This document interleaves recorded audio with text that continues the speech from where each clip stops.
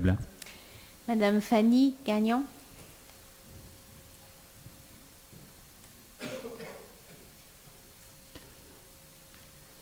Bonsoir, Madame Gagnon.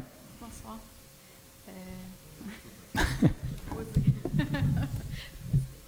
On est chanceux d'avoir Dany Carpentier avec nous.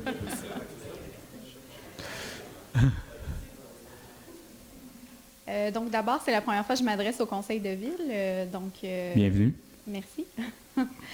Donc, désolée de ma nervosité. J'aurais deux questions, mais qui concernent le même sujet.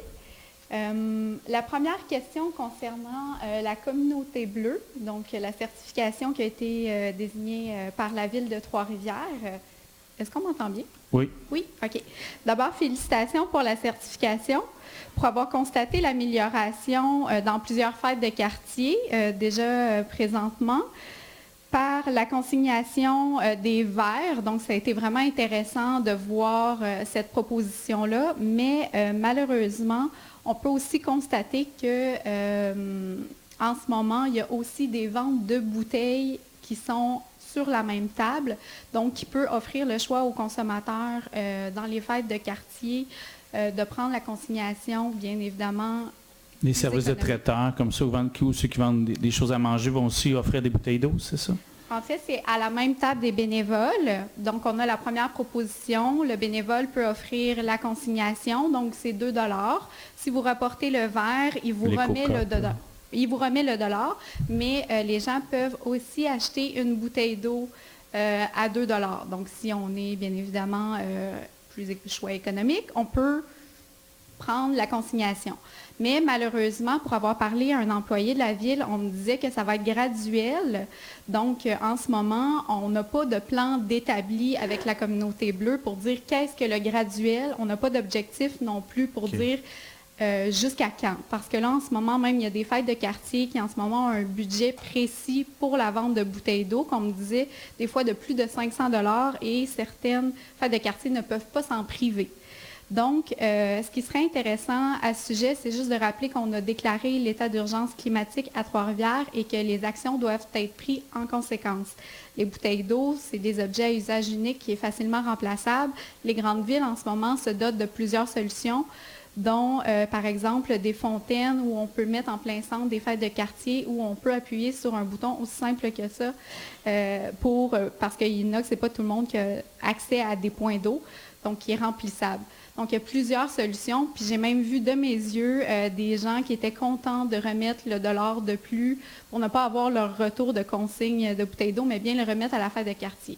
Donc, on se rend compte qu'il y a vraiment plusieurs solutions possibles aussi en ce sens-là. D'ailleurs, il y a un vélo qui est mobilisé. J'ai vu aussi avec Michel Letarte qui distribue de l'eau potable. Là. On l'a vu notamment pendant la virée du maire. Okay. C'est une des mesures qui est prise à Trois-Rivières. Le Mobilo avec Encours, qui est un peu le même principe. Parce qu'on peut le voir justement au Grand Prix, au festival, on aimerait ça que ça se développe pas juste dans une seule fête, mais bien dans toute la saison touristique qui est nos plus grandes ventes. Mais simplement, vous mentionnez, c'est ça la proposition que je vous fais, parce que là, l'employé de la ville me disait qu'on ne pouvait vraiment pas s'en passer.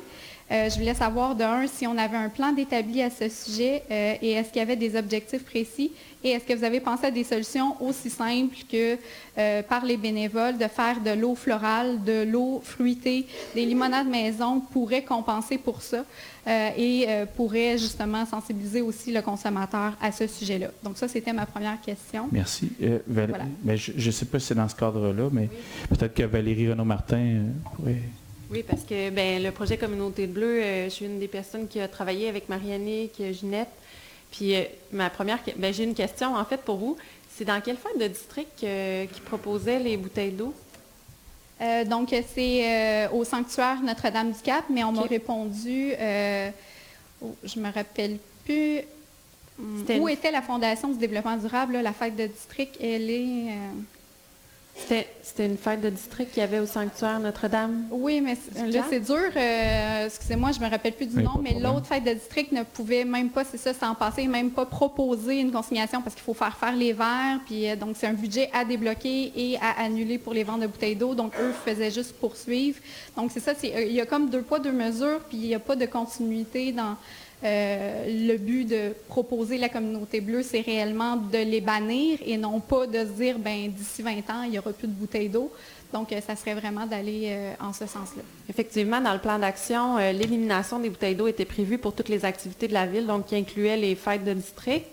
Pour ça, je voulais savoir quelle fête avait eu, dans le fond, l'option des bouteilles d'eau. Marie-Annick peut peut-être enchérir là, parce qu'elle est sur la commission de développement durable, puis elle travaille avec Dominique Thibault justement sur le plan d'action, parce que pour les événements qui sont paramunicipales, en fait, comme l'amphithéâtre, festival, etc., où on travaille en collaboration, et ça va être graduel, mais pour les activités villes et fêtes de quartier, on a des accompagnements. C'est ça. Les communautés bleues, la portée est assez limitée en réalité. Là, fait que c'est vraiment les activités villes. Fait ça fait quelques mois là, qu'on a adopté donc cet engagement-là. Puis déjà, à la Virée du Maire, on a réussi à avoir, il y avait le vélo là, qui transportait de l'eau, mais il y avait aussi il y avait une machine, un distributeur. Pour les fêtes de district, dans le fond, moi, je vois ça assez à court terme, effectivement. Là, comme on vient, les conventions étaient déjà signées là, avec les organisations, dans le fond. Fait qu'on ne pouvait pas non plus leur dire cet été, tu vas changer tes façons de faire quelques semaines à l'avance. Ça, c'était pas possible. Mais pour l'an prochain, surtout dans le cas d'endroits où je comprends qu'ils sont capables de faire un système de consigne, donc c'est fonctionnel. Donc, il n'y a pas de problème d'accès à l'eau. Fait celles qui n'ont pas de problème d'accès à l'eau en tant que telles, moi, je serais pour que dès l'an prochain, on demande à ce que ça soit cessé là, pour l'été prochain. C'est sûr qu'à quelques mois après la prise de position du Conseil, ça peut être un peu rapide aussi. Là. Mais je pense que, en tout cas, effectivement, on n'a pas encore de plan de match là-dessus. Mais pour les événements villes, moi, je pense que du court terme, 1 an, là, ça arrête la loi là, pour se dire qu'on bannit les bouteilles quand il y a accès à de l'eau. Puis, on a aussi un programme de presque 50 000 au PTI par année où est-ce qu'on fait des fontaines à boire, des buvettes. Puis, on cible prioritairement les parcs où est-ce qu'on tient des événements. Fait que ça se fait en parallèle. Puis pour le reste, pour les grands événements, là, c'est...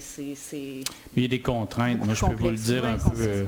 C'est qu'il y a beaucoup de contraintes, mais je pense que chaque grand événement, là, où on nommait la Corporation des événements, le Grand Prix de Trois-Rivières et le Festival, je pense qu'il y a des efforts, des efforts là, sincères là, d'entreprise. Mais déjà, on voit qu'il y a une immense collaboration, puis il y a un désir de collaborer justement pour réduire puis voir éliminer les bouteilles d'eau dans ces grands événements-là. Là.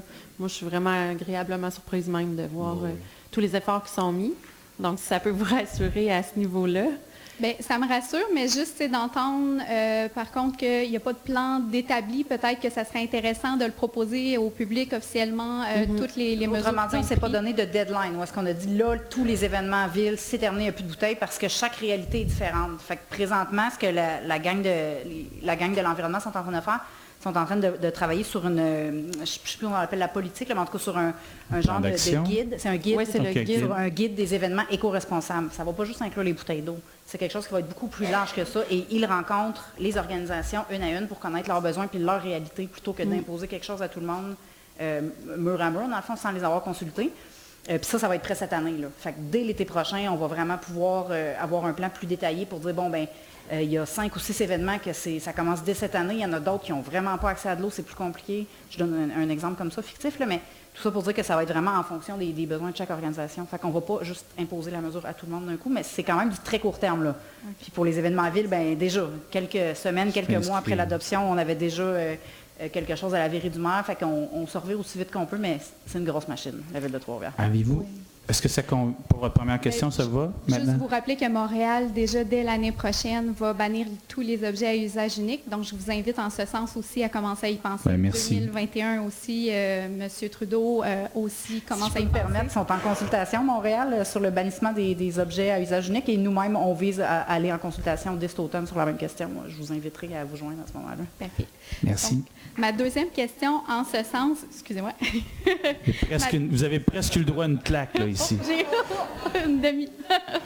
Donc, ma deuxième question était aussi concernant l'accessibilité à l'eau potable. En fait, pour avoir travaillé une bonne partie au Carré de la Fosse, j'ai pu remarquer qu'effectivement, il n'y a pas d'accès à l'eau potable, mais qu'est-ce qui est encore plus difficile, c'est que malheureusement, on arrive au ceci. Et qu'il n'y a même pas d'accès à l'eau potable pour pouvoir remplir nos gourdes d'eau. Donc, j'ai dû demander à 3 employés et malheureusement, c'est dans des périodes de grande affluence. Donc, c'est soit le Starbucks ou soit le restaurant qui doit remplir nos gourdes d'eau. Et on avait des bénévoles et beaucoup de gens à devoir